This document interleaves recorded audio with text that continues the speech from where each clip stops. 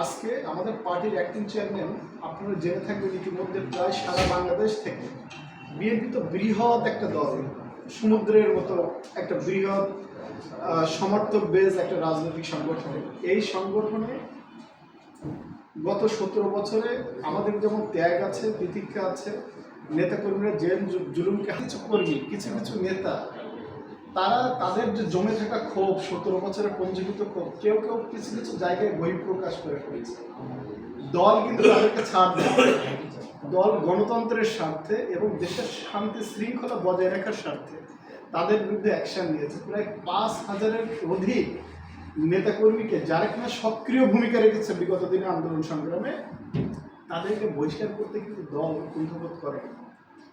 অন্য দলগুলোর অন্য যারা রাজনৈতিক দল আছে তাদের বিরুদ্ধেও কিন্তু অভিযোগ আছে, অভিযোগ আমরা শুনি, ব্যবস্থা নিতে কিন্তু দেখিনি।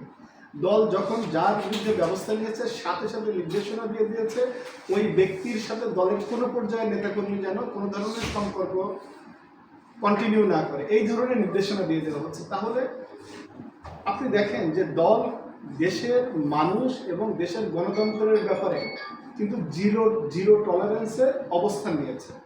তো এই জায়গা থেকে আমি আপনাদের কাছে বিনয়ের সাথে অনুরোধ করবো যে সাতক্ষীরায় যে অপার সম্ভাবনা তৈরি হয়েছে, আপনারা দেখেছেন যে 2 ফেব্রুয়ারি 2 তারিখের পরে সাতক্ষীরাতে তারুণ্য নির্ভর একটা জেলা বিএনপির কমিটি এসেছে।